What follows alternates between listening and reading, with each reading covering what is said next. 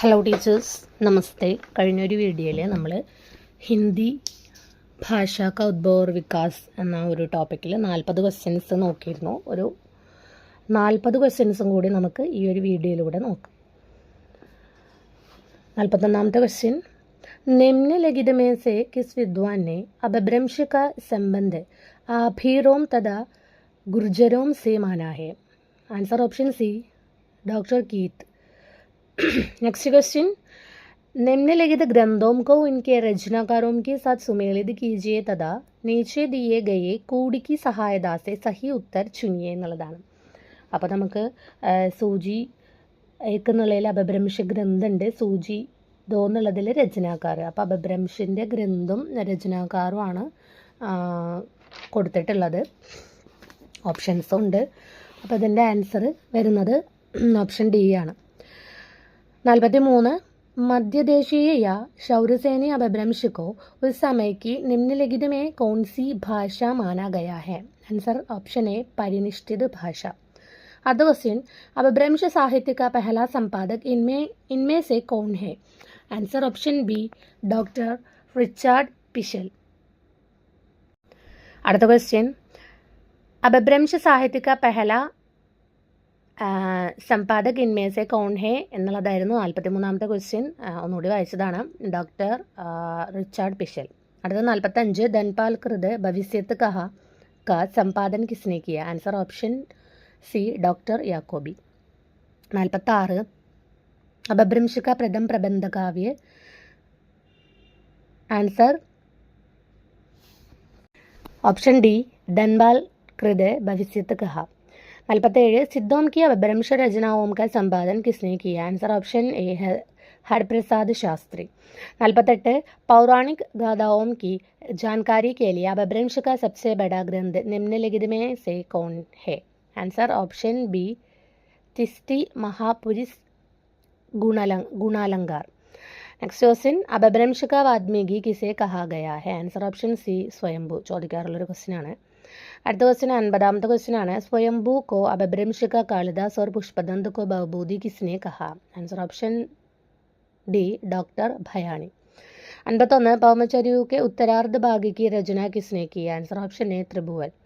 Next question, 7वीं सदी से लेकर 11वीं सदी के अंत तक अपभ्रंश का स्वर्णकाल किसने घोषित किया? Answer option B, doctor Hardev Bahri.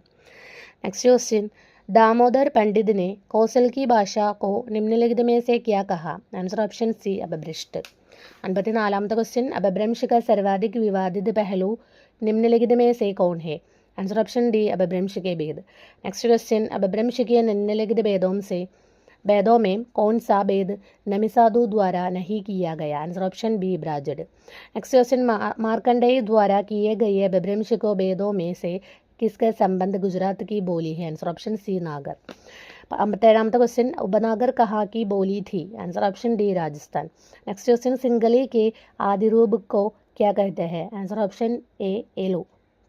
Next question, Markandeya ने निम्नलिखित में से सिंधु देशोद्भव किसे कहा है? आंसर ऑप्शन बी, ब्राजड को. 60ാമത്തെ क्वेश्चन, नमिसादु की उपनागर अपभ्रंश उस काल की निम्नलिखित में से कौन सी भाषा थी? आंसर ऑप्शन बी, परिनिष्ठित भाषा. नेक्स्ट क्वेश्चन, प्राकृतानुशासन के लेखक कौन है? आंसर ऑप्शन सी, पुरुषोत्तम दास. नेक्स्ट क्वेश्चन, अपभ्रंश के निम्नलिखित भेदों कौन सा भेद डॉक्टर तगारे के नहीं माना? आंसर ऑप्शन सी, उत्तरी. नेक्स्ट क्वेश्चन, डॉक्टर याकोबी ने अग्रलिखित में से किस ग्रंथ की भूमिका अपभ्रंश के भेदों का उल्लेख किया है? Answer option D, Sanat Kumar चरियो.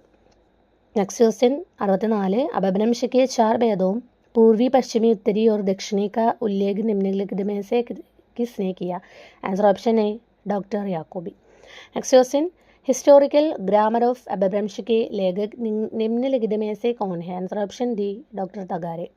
66ാമത്തെ question, doctor Namvar Singh के मतानुसार अपभ्रंश के कितने भेद हैं? Answer option A, 2. 67ാമത്തെ क्वेश्चन, अपभ्रंश में राम काव्य के प्रथम कवि है? आंसर ऑप्शन बी, स्वयंभू. 68ാമത്തെ क्वेश्चन, अपभ्रंश का एक रूप गस है जिससे पहाड़ी हिंदी का विकास हुआ. गस एक अन्य नाम निम्नलिखित में से कौन है? आंसर ऑप्शन सी दर्द। नेक्स्ट क्वेश्चन, सौराष्ट्री या नागर अपभ्रंश का संबंध है? आंसर ऑप्शन डी गुजरात से।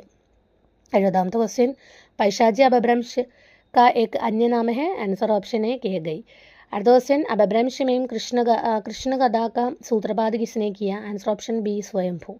72वां क्वेश्चन, साहित्यिक रूप में अपने विकास और विस्तार के दौरान अपभ्रंश ने निम्नलिखित में से किस प्राकृत को सर्वाधिक प्रभावित किया? आंसർ ഓപ്ഷൻ സി शौरसेनी।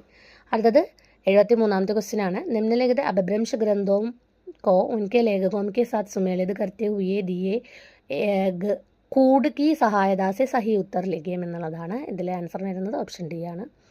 അടുത്ത ക്വസ്റ്റ്യൻ 74, बिहारी बंगला असमिया और ओडिया भाषाओं का विकास अपभ्रंश के किस रूप से हुआ? आंसर ऑप्शन ए मागधी। അടുത്ത क्वेश्चन, अर्धमागधी अपभ्रंश से हिंदी के किस रूप का विकास हुआ? आंसर ऑप्शन बी पूर्वी हिंदी। 76वां क्वेश्चन, पश्चिमी हिंदी पंजाबी और गुजराती का विकास अपभ्रंश किस रूप से हुआ है? Answer option C Shauraseni. 77वां क्वेश्चन, ब्राजड अपभ्रंश से निम्नलिखित में से किस भाषा का विकास हुआ? Answer option D Sindhi. 78वां क्वेश्चन, असमिया भाषा का विकास अपभ्रंश के किस रूप से हुआ എന്നുള്ളതാണ്. Answer option A Magadhi. 79वां क्वेश्चन, सौराष्ट्री या नागर अपभ्रंश वस्तुतः क्या है? आंसर ऑप्शन डी शौरसेनी अपभ्रंश का पश्चिमी रूप. 80वां क्वेश्चन ആണ് 40ാമത്തെ, അതായത് ലാസ്റ്റ് ക്വസ്റ്റ്യൻ ഈ വീഡിയോയിൽ 40ാമത്തെ ക്വസ്റ്റ്യൻ, ടോട്ടൽ 80ാമത്തെ ക്വസ്റ്റ്യൻ. अपभ्रंश का भवभूति किसे कहा गया है എന്നുള്ളതാണ്. Answer option A Pushpadant. അപ്പോൾ ഇത്രയും ക്വസ്റ്റ്യൻസ് എല്ലാവരും ഒന്ന് നോക്കുക. എന്തെങ്കിലും വായിച്ചതിൽ ആൻസറിൽ എന്തെങ്കിലും തെറ്റുണ്ടെങ്കിൽ കമൻറ്റ് ചെയ്യുക. ഓക്കെ, ധന്യവാദ്.